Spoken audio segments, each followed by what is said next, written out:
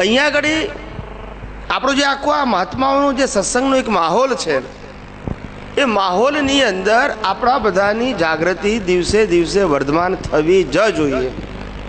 અને ના થતી હોય તો પૂછીને આપણે આપણું કામ કરી લેવાનું. શું કીધું? કાચા નહીં પડવાનું. હું નથી ઈચ્છતો કે તમે વારંવાર ખાલી સાંભળ કરો, એવું ઈચ્છતો નથી. તમારી પ્રગતિ તમને જાતે અનુભવમાં આવવી જોઈએ. કોઈના સર્ટિફિકેટની જરૂર નથી, તમને અનુભવમાં આવવી જોઈએ. આ ઉલ્લાસ પરિણામ અહીંયા આવે છે એટલે આવે જ છે, એટલે એનું પરિણામ આવવાનું જ. બરાબર છે, જે છે એમાં આપણે ના નથી કહેતા, પણ જ્યાં છે ત્યાંથી આગળ વધો એવું આપણો કહેવાનો આશય છે. આપણે જે છે એ તો નથી એવું કહેવા માગતા નથી. આપણે ત્યાં બેસી રહેવું નથી. આપણે 1 થી 9 ધોરણ પાસમાં થઈને 10મા ધોરણમાં આવ્યા એ હકીકત છે, પણ 10માંથી 11માં જાઓ એવી આપણી પ્રેરણા છે. આપણે 10માં મોનિટર થવું નથી. ના સમજાયું? આગળ ના સમજાયું ને? હમણાં તમે જે ઉલ્લેખ કર્યો પોતાપણા, મહાત્માઓના સંદર્ભમાં પોતાપણાનો, એ જરાક વિશેષ સમજે એ લોકો એ રીતે ઉલ્લેખ, એનો દાખલો આપીને સમજાવો કે અહીંયા આ ભૂલ જ્ઞાનના દ્રષ્ટિના દોષ કેવી રીતે લાગે છે. એટલે મહાત્માઓને જે પોતાપણું છે, એ પોતાપણું શું છે કે ડિસ્ચાર્જ જે સંજોગો આવ્યા છે એમાં માલિકીપણું, એનું નામ પોતાપણું. કોઈ પણ કાર્ય પોતાનાથી સારું થાય, ઉદય કર્મને આધીન, એમાં માલિકીપણું થઈ ગયું. મેં કર્યું, પેલાને કરતાપણું હોય, અહીંયા માલિકીપણું છે, થઈ ગયું છે, પણ એમાં માલિકીપણું છે, એનો ગર્વરસ ચાખે છે, એ બધું પોતાપણું કહેવાય. અજ્ઞાનીને કરતાપણું હોય એટલે એને સ્વચ્છંદ કહેવાય. એને અહીંયા સ્વચ્છંદ ના હોય, પણ કારણ કે એ કરતાપણું નથી, પણ માલિકીપણું થઈ ગયું. માલિકીપણું, મેં આ કર્યું, એનો ગર્વરસ ચાખ્યો, એટલે પોતાપણું થઈ ગયું. શું થઈ ગયું? એટલે આ પોતાપણું એ તમારા પ્રગતિને બાધક છે. શું છે? રોકનારું છે. એટલે દેહધારીનું ઉપરાણું લીધું એમ કહેવાય. દેહધારીની અવસ્થાનું કોઈ પણ પ્રકારનું ઉપરાણું એની સાથે સંલગ્ન થઈ ગયો, ભળી ગયો. પરિણામ વાળા ભાગને પોતાનો પુરુષાર્થ માની લીધો, પોતાની ક્રેડિટ માની. શું માની? આજે હજારો લોકો અહીંયા સત્સંગમાં આવે, સત્સંગ સાંભળે, સત્સંગ સમજે, પ્રગતિ કરે, અને ગર્વરસ અમે લઈએ. ખ્યાલ આવ્યો? તો અમારી પ્રગતિ શું થઈ જાય? અટકી જાય. આ ફાઇલ નંબર 1 જે છે એનો જ્ઞાની તરીકેનો રોલ છે, પણ અમે જ્ઞાનીથી સંપૂર્ણ જુદા એવા નિશ્ચય નિર્ણયથી કેવળ શુદ્ધાત્મા છીએ. અમે પોતે જ્ઞાની નથી. ફાઇલ નંબર 1 જ્ઞાની છે. કોણ છે? એટલે તો કીધું કે મન વચન કાયાથી જે કંઈ બોલીએ છીએ, અમને જે કંઈ દેખાય છે, તમે પ્રશ્ન પૂછો છો, અમને દેખાય છે, જવાબ નીકળે છે, આ બધું પરિણામ સ્વરૂપ છે. એમાંથી કોઈ જગ્યાએ ક્રેડિટ લઈ લઈએ અમે તો અમારી પ્રગતિ શું થઈ જાય? અટકી જાય. પૂછી લો. આપ કહો છો કે મહાત્માઓએ એક જ હા બોલો બોલો. આપ કહો છો મહાત્માઓએ દરરોજ ડે બાય ડે આગળ વધવું જોઈએ, તો એમાં આપ શું કહેવા માંગો છો? કે જે વિઝનમાં છે એ ચારિત્રમાં આવવું જોઈએ એમ કહેવા માંગો છો? ચારિત્રમાં એટલે ક્રિયામાં નહીં. તો ચારિત્રમાં એટલે કે તમારી પાસે, તમને આજે ખ્યાલ આવ્યો કે ભાઈ અવસ્થા માત્ર કુદરતી રચના છે, જેનો કોઈ બાપોય રચના નથી, અને તે વ્યવસ્થિત છે. પહેલાં તમે આ સાંભળ્યું, પછી રોજ જે તમે વાંચો છો ચોપડીમાં, ચરણવિધિમાં, હવે એ જે વાંચો છો તો સંજોગ આવે ત્યારે એનો ઉપયોગ કરો. ઉપયોગ કરો. શું કરો? જેટલો ઉપયોગ કરશો એટલું તમારું અંદરનું ચારિત્ર મજબૂત બનશે, જ્ઞાન દર્શનનું. સમજાય છે? એ રીતે તમે આગળ વધો. સમજાય છે? એટલે એક દિવસ એવું આવશે કે તમે જે અત્યારે પુરુષાર્થે કરીને જ્ઞાનમાં રહો છો, એ એક દિવસ તમને સ્વભાવે કરીને જ્ઞાનમાં રહી શકશો. આને પ્રગતિ કહેવાય.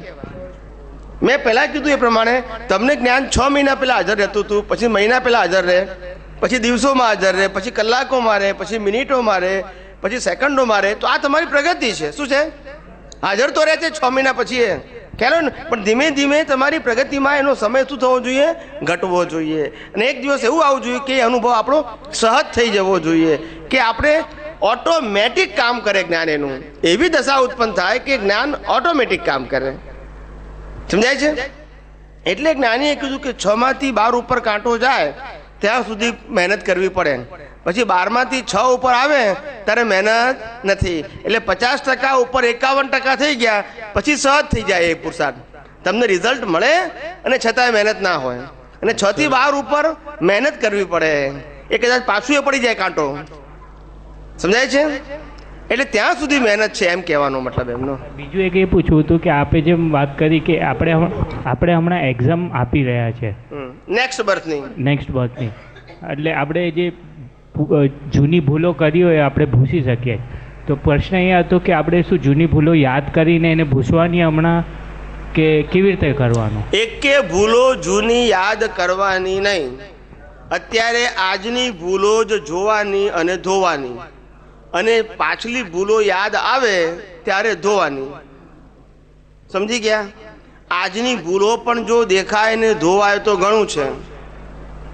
ઓવરલોડેડ થવું નથી. સમજાય છે? માણસ ડિપ્રેશનમાં ચાલ્યો જાય છે, એની કેપેસિટી નથી. આજના જીવોની માનસિક કેપેસિટી ઘણી લો થઈ ગઈ છે. શું થઈ ગઈ છે? સમજાય છે? એક વાક્યમાં જ છંછેડાઈ જાય છે. શું કીધું? છંછેડાઈ જાય. આ એની કેપેસિટી છે, આ એની સ્થિતિ છે માનસિક. હવે એ વ્યક્તિને આજની ભૂલો ને પ્લસ 50 વર્ષની ભૂલો જો કરે, શું થાય એની દશા? એટલે કહું છું તમારી કેપેસિટી નથી, વાત ખોટી નથી, પણ જે આપણી કેપેસિટી હોય એટલી જ આપણે પુરુષાર્થ હોવો જોઈએ, નહીં તો ઓવરલોડ થઈ જાય. શું થઈ જાય? સમજાય છે? એટલે આજની જે કંઈ પણ ભૂલો દેખાતી હોય આપણી, ત્યાં કરેક્શન હોવું જોઈએ. અને આજે પાછલી કોઈ પણ ભૂલ દેખાતી હોય તો એનું કરવાનું, પણ પાછલી ભૂલોમાં જવાની જરૂર નથી. પહેલાં મજબૂત થાવ. શું કીધું?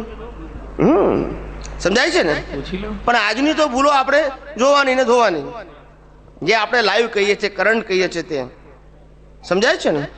એટલે આ બધું કેપેસિટી જ્ઞાની પુરુષે કીધું એ ખોટું નથી, પણ આપણી કેપેસિટી, એટલે જેવી કેપેસિટી છે એવો તમને સાધન આપવામાં આવે તો હેલ્પફુલ થાય. અધરવાઇઝ સાધન સારું હોય પણ આપણી કેપેસિટી ના હોય તો શું થાય? હેલ્પલેસ થઈ જાય. આજે તમને એવું કહેવામાં આવે કે ભાઈ તમારે રોજ જે તમારે 4 કલાક આંખો બંધ કરીને સામાયિક કરવાનું છે એક જ જગ્યાએ બેસીને, બરાબર છે, અને બધી ભૂલો તમારી જોવાની છે. પણ તમે કહો સાહેબ પણ બેસાવવું જોઈએ ને અમારું. પહેલાં તો લોકો 4 વર્ષ ઊભા રહેતા હતા, પણ મારી 4 કલાક બેવાની કેપેસિટી હોવી જોઈએ ને. એટલે જે સાધન આપણા માટે એપ્લિકેબલ નથી એ સાધનનો વાત કરવાનો શું મતલબ? સારું હોવા છતાં પણ એપ્લિકેબલ ના હોય તો એનું મહત્વ.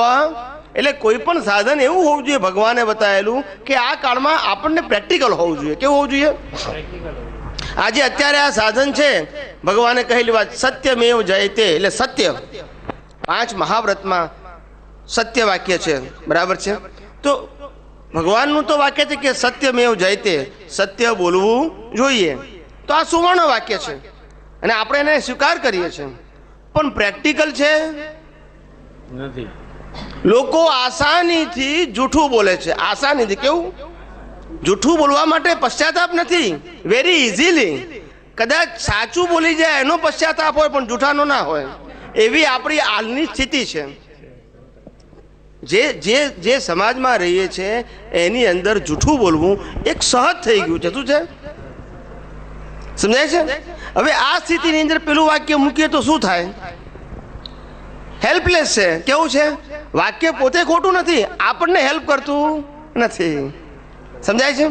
એટલે પછી જ્ઞાની પુરુષે આ વાક્યને ફેરવી નાખ્યું કે ભાઈ અસત્ય બોલવું તે મહાપાપ છે. શું કીધું? જ્યાં જ્યાં અસત્ય બોલ્યું ધ્યાન રાખવાનું કે આ પાપ છે. શું કીધું? સત્ય બોલવું એ સારું નહીં, પણ અસત્ય બોલી રહ્યા છે એ આપણું પાપ છે. આટલું ધ્યાન રાખજે. એટલે તને ડર લાગે.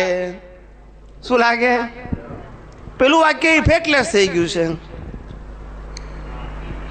સનાતન સત્ય હોવા છતાં પણ અત્યારે ઇફેક્ટલેસ થઈ ગયું છે આપણી કેપેસિટી પ્રમાણે. સમજાય છે મારી વાત? એટલે આ કાળને આધીન હોવું જોઈએ. કેવું હોવું જોઈએ? આપણી જે કેપેસિટી છે એ કેપેસિટી પ્રમાણેનું જો સાધન હશે તો તમે પ્રગતિ કરી શકશો, નહીં તો નહીં કરી શકો. આપે જેમ કહ્યું કે મારે મહિનામાં એમ કે એક મહિનાની અંદર કેટલી વખત ઓછામાં ઓછું ચૂપચું બોલાય છે એનું ધ્યાન રાખવું અને એનાથી વધારે છઠ્ઠી વખત આવે કે પાંચમાથી છઠ્ઠી વખત તો મારે ન જ બોલવું એવો કોઈ નિયમ પાણી છે માની નિયમ તો બરાબર છે કે નિયમ સારી વસ્તુ છે, પણ એ નિયમમાં મેઇન વસ્તુ એક જ આવે કે નિયમમાં પાછું કરતા પણ આવી જાય. શું આવી જાય? એટલે સિદ્ધાંતનું ખંડન થી આપણે શ્રદ્ધાનો માર્ગ આવી જાય. વાત ખોટી નથી, પણ એ સિદ્ધાંતમાંથી શ્રદ્ધામાં આવી જાય એટલે પાછું બોલનારા અમે છીએ એવું થઈ ગયું. પેલું તો બેફામ જ થઈ જવાય ને કે ભાઈ કઈ હા, એનું તાત્કાલિક ફળ તો મળતું નથી. એટલે એટલા માટે કીધું કે આપણે સિદ્ધાંતનું ખંડન ના થાય અને આપણી જાગૃતિ વધે, આપણી પ્રગતિ વધે એવો કંઈક માર્ગ હોવો જોઈએ. નિયમનું કોઈ ઇમ્પોર્ટન્સ નથી. નિયમની ઇમ્પોર્ટન્સ સામાન્ય ભાવે છે, પણ નિયમને પાળનારા આપણે છીએ.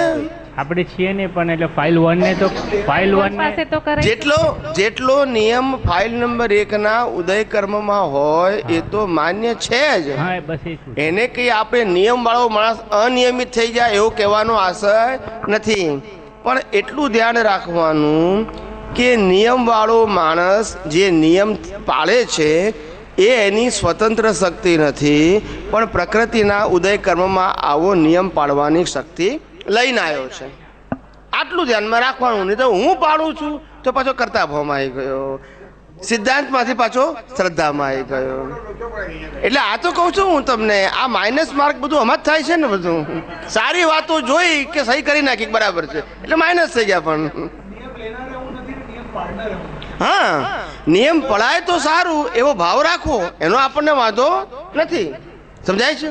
નિયમ પડાય, કોઈ પણ સારો નિયમ હોય તો આપણાથી પડાય એવો ભાવ હોવો જોઈએ, એમાં વાંધો નથી. ખ્યાલ આવી ગયો ને? પણ નિયમ પડાય અથવા તો ના પડાય એમાં કરતા પણ હોવું જોઈએ નહીં. એ ઉદય કર્મ છે, પણ પેલો ભાવ છે એ પુરુષાર્થમાં ગયો. એટલે લાઇન ઓફ ડિમાર્કેશન મૂકી દેવાની કે ભાવ એ પુરુષાર્થમાં અને ક્રિયા એ પરિણામમાં. એટલે કોઈ સિદ્ધાંતનું ખંડન થાય નહીં. પૂછી લો કમલેશભાઈ. હા, બોલો બોલો. મોટા ભાગે છે ને, જો અહીંયા આપણે ટોળામાં હોઈએ ને ત્યારે બધાને જ્ઞાન હોય છે, સારી સારી વાતો કરીએ છીએ. એક નાનો દાખલો આપી દઉં. સવારે અહીંથી છૂટા થયા, ઉપર જમવા ગયા, બરાબર? એટલે મને ખબર નથી, કોઈક ભાઈ બોલ્યા બૈરાવને ખોટા પહેલાં આગળ જવા દીધા. મતલબ એક ટોળાનું મહત્વ હોય છે, તમારી હાજરીનું મહત્વ હોય છે. અત્યારે બધા જ સીધા હાલશે, પણ અહીંથી બહાર નીકળ્યા પછી એ સ્કૂટર પાર્કિંગમાં ઝઘડો થવાનો. એટલે હું પોતે આવું ઓબ્ઝર્વેશન કરતો હોઉં છું. કહેવાનો મતલબ એવો છે કે જો પોઝિટિવ શક્તિ નેગેટિવ છે તો જ પોઝિટિવની કિંમત છે. એટલે નેગેટિવને નેગેટિવ અને પોઝિટિવને પોઝિટિવ બે યથાર્થ રીતે જોવું. એટલે એક બીજો સબ્જેક્ટ એવો ઓબ્ઝર્વેશન આવે કે તમે અને ઘણી વ્યક્તિ સંસાર માણવા જેવો નથી. તમે જે માણો છો એમાં દુઃખ છે, બરાબર છે, આ બધું કહીએ છીએ. પણ એક દાદાએ બહુ સરસ વાક્ય લખ્યું છે કે ભાઈ આ સંસાર માણવા જેવો છે એમ. તો બધી જ વસ્તુ સારી છે, પ્રાણી, પ્રકૃતિ, તમને જે ફેસિલિટી મળે છે બધું સારી, પણ તમે મારી શું કામ માનો છો? તકલીફ ત્યાં જ છે ખાલી. એટલે આપણે જે કહીએ છીએ કે આ બધું માણો છો એનાથી દુઃખ છે, તો એ પાછું એનો વિરાટના ભાવ બી આવી જાય છે. એટલે જે છે એને યથાર્થ રીતે જોવું જોઈએ. આ તો જ્ઞાનીની વાત આપણે સમજ્યા નહીં. હા, સમજ્યા નહીં. એ શું કહેવા માંગતા હતા કે તમારા પુણ્યથી પ્રાપ્ત થયેલી વસ્તુને ભોગવો, એમાં ડર ના રાખો, પણ એમાં સુખની કલ્પના ખલાસ કરી નાખો. ના સમજાય? એ સમજાય, એ એગ્રી. એ સુખથી ભોગવશો તો એને ભોગવ્યું કહેવાશે. હા, પણ એમાં દુઃખ છે. તમારા પુણ્યથી ભેગું થયું છે એને ભોગવો, એ તમારો હિસાબ છે, એમાં કોઈ ડર રાખવાની જરૂર નથી. પણ તમે સુખથી ભોગવો છો એ તમારી અજ્ઞાનતા છે. હા, એટલે પૂતગલનો રસ રાખે છે તે. એ અજ્ઞાનતા તમને આગળ જતા માર ખવડાવશે. એ 100% માન. એ તમારા સ્વાભાવિક સુખને પ્રગટ થવામાં આવરણ બનશે. શું બનશે? આવરણ બનશે. બસ. એટલે ના પાડતા જ નથી જ્ઞાની કોઈ દિવસ, પણ જ્ઞાની પુરુષે જે ચેતવણી આપી હોય એ લક્ષમાં હોવી જોઈએ. આપણે શું કહીએ છીએ કે જ્ઞાની પુરુષનું કેટલુંક વાક્ય ઉપાડી લઈએ છીએ અને ચેતવણીઓ પછી યાદ રહેતી નથી. પછી શું થાય? અર્થનો અનર્થ થઈ જાય. એમાં એમનો વાંક નથી, આપણો વાંક છે. ના, એ જાગૃતિ સાથે જ સ્વીકારજે ને આપણને. એટલે એટલા માટે જ કીધું જ્ઞાની પુરુષે કે દરેક વ્યક્તિને જ્ઞાની પુરુષે એની કેપેસિટી પ્રમાણે, એની ક્ષમતા પ્રમાણે, એની પ્રકૃતિના લેવલ પ્રમાણે સાધનો પ્રગતિ માટેના આપેલા છે. ઓકે. હવે એ સાધનો જે આપેલા છે એ સાધનો બધા જ માટે હેલ્પફુલ નથી. બરાબર. પણ આપણે જ્યારે વાંચીએ છીએ, સાંભળીએ છીએ, ત્યારે લાગે છે કે જ્ઞાની પુરુષે કહેલું છે માટે મારા માટે હેલ્પફુલ છે. આ માન્યતા ખોટી છે ના, એ અને માટે આપણી પ્રગતિ થતી નથી. તમે જુઓ કે 5મું ધોરણ હોય, 7મું ધોરણ હોય, 10મું ધોરણ હોય, કોલેજ હોય, માસ્ટર ડિગ્રી હોય, પીએચડી હોય, તો બધા લેવલની જે વ્યક્તિઓ છે એ બધા લેવલની વ્યક્તિઓને જ્ઞાની પુરુષો સાધન અલગ અલગ પ્રકારના આપે. બિલકુલ બરાબર. પણ એ સાધનને સાંભળનારો બધા જ સાધનો સાંભળીને માને કે બધા મારે કામના છે, તો એની પ્રગતિ થાય નહીં. ખીચડો થઈ જાય. એને પોતે કન્ફ્યુઝનમાં જ આવે 100%, જ્ઞાનીની જ વાત હોવા છતાં. એટલે અમે કહીએ છીએ, અને ભૂતકાળમાં જ્ઞાની શ્રીમદ રાજચંદ્ર પણ કહી ગયા, સજીવન મૂર્તિ. દાદા ભગવાન પણ કહી ગયા, અમારા ગયા પછી અમારી ફોટો ને મૂર્તિ બે આની ફળ નહીં આપે. બિલકુલ બરાબર. સજીવનને ખોળજો. શું કહે છે? શ્રીમદ રાજચંદ્ર પણ કહી ગયા કે સજીવન મૂર્તિને ખોળજો. કેમ કહી ગયા? કારણ કે એ પોતે જાણતા હતા સજીવન વગર જીવનું કલ્યાણ સંભવ જ નથી. મહાવીરની વાત છે માટે મારું કલ્યાણ થશે એવું ના માનજો. એમાં મહાવીરનો વાંક નથી. પણ જે વ્યક્તિ મહાવીરની વાત વાંચે છે, સાંભળે છે, એ સમજણ તો પોતાની ને. બસ અહીંયા જોખમદારી છે. ત્યારે કીધું કે સજીવન મૂર્તિને પકડીશ તો તને તારી પ્રકૃતિ પ્રમાણે કઈ દવા લાગુ પડે છે એ તને કહેશે. પણ જય